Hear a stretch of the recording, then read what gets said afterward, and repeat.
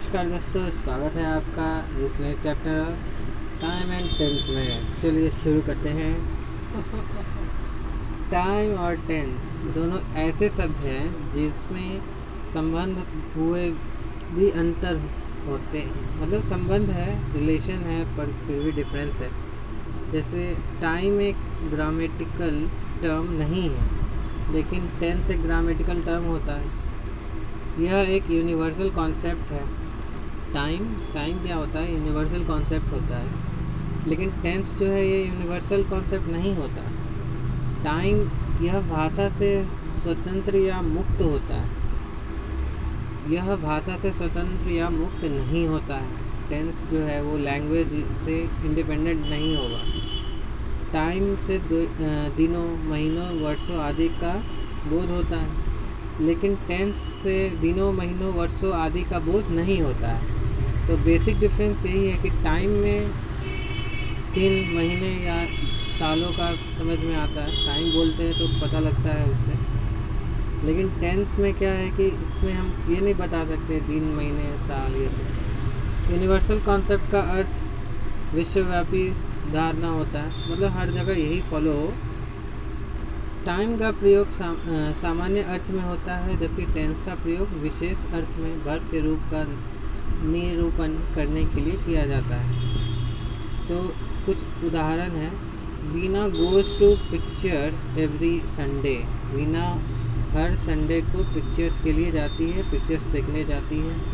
जो प्लेन है take off करता है 5 बजे शाम को। He had no money yesterday. उसके पास कल पैसे नहीं थे। तो पहले उदाहरण में क्या है, ये सिंपल प्रेजेंट टेंस में है। इससे पास्ट, प्रेजेंट, फ्यूचर तीनों का बोध होता है। सिंपल प्रेजेंट टेंस में है तो इससे तीनों ही पता लग रहा होता है। वीना पास्ट टाइम में प्रत्येक रविवार को पिक्चर जाती थी। प्रेजेंट में प्रत्येक रविवार को जाती है और आशा है कि फ्यूचर टाइम में भी प्रत्येक रविवार को जाएगी। यही है ना। दूसरे उदाहरण को देखिए, उसमें क्या पता चलता है। प्लेन कल 5 बजे शाम में प्रस्थान करेगा। इस वाक्य में सिंपल प्रेजेंट टेंस का प्रयोग किया गया है, लेकिन इससे फ्यूचर टाइम का बोध होता है। और थर्ड में सिंपल पास्ट टेंस का प्रयोग किया गया है तथा इससे पास्ट टाइम का बोध होता है। ऊपर दिए उदाहरण से स्पष्ट होता है कि वर्ब के प्रेजेंट टेंस में रहने पर भी इससे प्रेजेंट, पास्ट और फ्यूचर टाइम का बोध होता है। तो वर्ब अगर प्रेजेंट टेंस में है तो तीनों पता लग रहा होता है। वर्ब के टेंस तथा इसके प्रयोग को सावधानी से समझने की ज़रूरत है।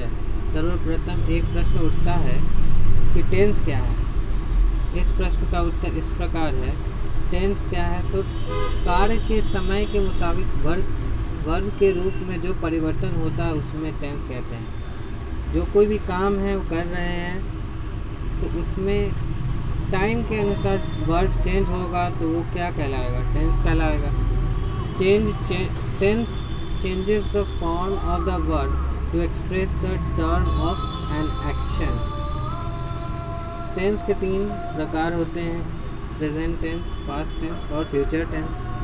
तो जो प्रेजेंट टेंस है, किसी कार्य के वर्तमान समय में होने या करने, हो चुका रहा हो, करने हो रहा है, हो चुका है या हो गया है तथा एक लंबे समय से होता रहा है, वह का बोध हो तो उसे प्रेजेंट टेंस कहते हैं। जैसे आई रीड ए बुक, मैं पुस्तक पढ़ता हूँ। I am reading a book, मैं पुस्तक पढ़ रहा हूँ। I have read a book, मैं पुस्तक पढ़ चुका हूँ। I have been reading a book for an hour, मैं 1 घंटे से पुस्तक पढ़ रहा हूँ। तो पास्ट टेंस के बारे में जानते हैं। किसी कार्य के बीते हुए समय में होने या करने, हो रहा था, हो चुका था या हो गया था तथा एक लंबे समय में होता रहा था का बोध हो तो उसे पास्ट टेंस कहते हैं। पास्ट टेंस से सिंपल यही समझना है कि कोई भी चीज़ या तो हो रहा था या हो चुका है या फिर हो गया था। तो दूसरे वर्ड्स में आप ऐसे बोलेंगे कि an action which is done at the past time. कोई सा भी काम जो कि पास्ट टाइम में हो चुका है। एग्जाम्पल्स में आप लिखेंगे, आप I wrote a letter example हो जाएगा, मैं पत्र लिखता था या मैंने पत्र लिखा। I was writing a letter, मैं पत्र लिख रहा था। I had written a letter, मैं पत्र लिख चुका था या मैंने पत्र लिखा था। I have been writing a letter for 2 days, मैं 2 दिनों से पत्र लिखता रहा था।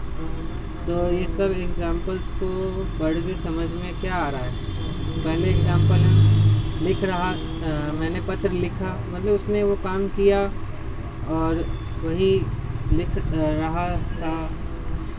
मतलब इसमें क्या पता चल रहा है, हो रहा है, हो चुका है था या हो गया था।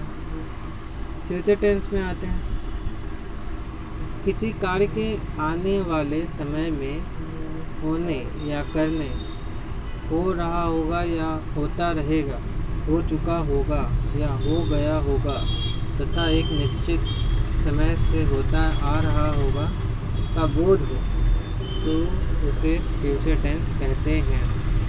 थोड़ा समझना चाहिए यहाँ पे क्या है कि कोई सा भी काम है तो वो आने वाले समय में क्या होना चाहिए, उसमें होने या करने। तो जैसे होगा कि हो रहा होगा, मतलब कोई भी काम हो रहा होगा, मतलब हमको पता नहीं है कि होगा कि नहीं होगा, लेकिन हो रहा होगा। या होता रहेगा, मतलब वो काम होता ही चला ही जाएगा, कंटिन्यू होगा। हो चुका होगा, मतलब कि एज्यूम कर रहे हैं कि वो आगे जाके हो चुका होगा, लेकिन डेफिनेट हमको पता नहीं है कि हाँ हुआ है कि नहीं। तो एक और है यहाँ पे, हो गया होगा तथा एक निश्चित समय से होता आ रहा होगा का बोध हो। तो सिंपल यही चीज़ है कि जो कुछ भी पास्ट में फ्यूचर में बात ऐसी चीज़ों के लिए करेंगे जहाँ पे होता हो रहा होगा या होगा, मतलब कुछ भी हम एज्यूम कर ले कि वो चीज़ आगे होने वाली है। जैसे आई शैल राइट ए लेटर, मैं पत्र लिखूँगा। अब मैं पत्र लिखूँगा, ये सेकंड में I shall be writing a letter, मैं पत्र लिखता रहूँगा। I shall have writing a written a letter, मैं पत्र लिख चुकूँगा। I shall have written a letter, मैं पत्र लिख चुकूँगा।